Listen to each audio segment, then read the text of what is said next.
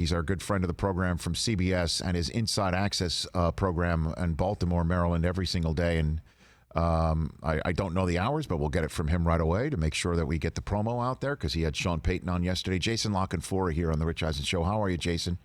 What's going on, brother? I'm hanging in there. We're as blessed as can be, in this crazy environment that we're in. So hope you guys are doing well out there as well. What's going on with this James Harrison story, Jason? And you had Sean Payton right in the middle of it, and that's what put the Bountygate, lens for this to be looked through. That's where that came from. That as you saw, Harrison is very upset about on his Instagram feed today. Yeah. Where's this going? What happened here, Jason? I don't know. We haven't heard from Mike Tomlin directly about it. Obviously, Steelers ownership is saying nothing to see here. Harrison's agent saying nothing to see here. But the story that James told on that podcast, and it just was like, I didn't know that was going to happen the day we had Sean. You know what I mean? I've been talking to Sean about coming on my show forever. Sure. Like that had been planned That's since the way before these the work. draft. It Sure. just so happened that came out.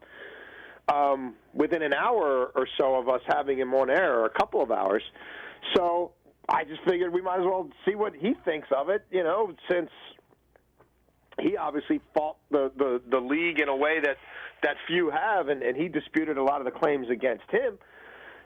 And basically, Sean's take was, "Hey, it's the Steelers. They won't. Don't hold your breath. They're not gonna look into any allegations or anything like that. That's not how the league office rolls." And then Sean made it clear that he's still upset at the way the investigation into the Saints was handled, and that's something that he'll take to the grave. He clearly feels that there were some ulterior motives there. And obviously a lot of the things that were leaked about the Saints in that story, when you got around to the nuts and bolts of what Paul Tagliabue wrote up, that didn't really match up with a lot of stuff that was out there in the media originally. So, yeah, Rich, as to what actually happened, I don't know. I mean, the allegation was fairly clear, right? I mean, I don't think that Harrison was alluding to there being monopoly money in the envelope. I don't think he was alluding to there being, I don't know, peanut butter and jelly sandwiches a certificate in the envelope, of merit, right? I mean, I think we know what he was alleging, or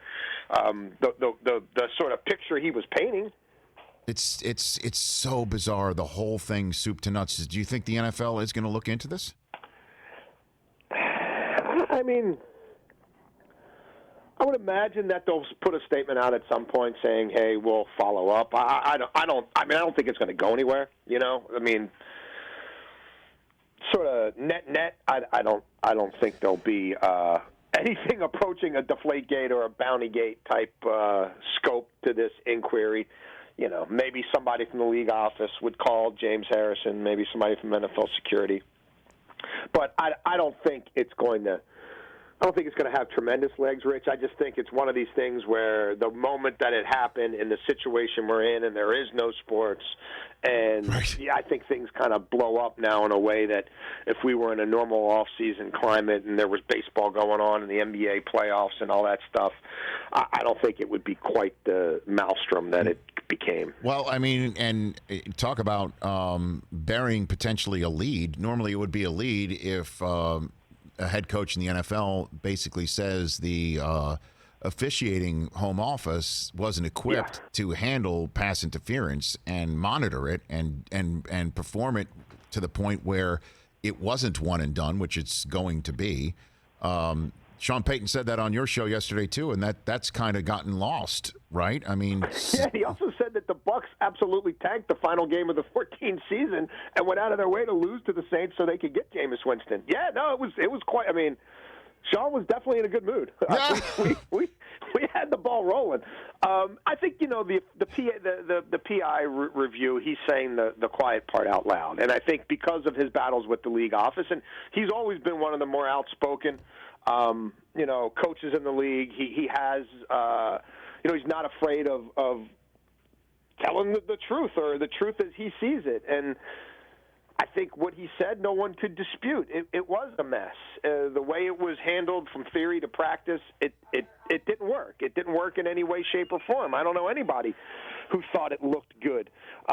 Nobody knew what the threshold of clear and obvious was. Nobody knew, what level of crime do you have to commit in order for the league office to overturn the call?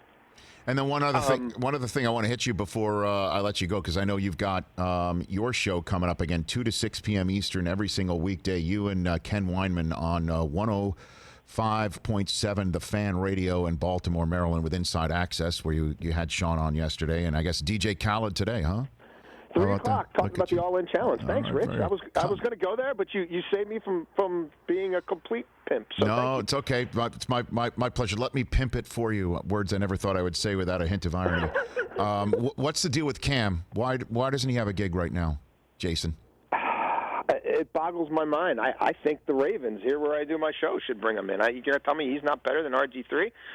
Can you get him for $5 million, $7 million, $10 million? I don't know what the price point will be. Obviously, the injuries are significant in this, and the inability to get the kind of physical, the kind of workout you'd like to have in a normal climate has something to do with it. And if I'm Cam and I'm seeing what's out there now, I mean, any money he would get wouldn't be up front. You'd have to earn it in the future in all likelihood anyway through weekly paychecks. It's not going to be a huge bonus.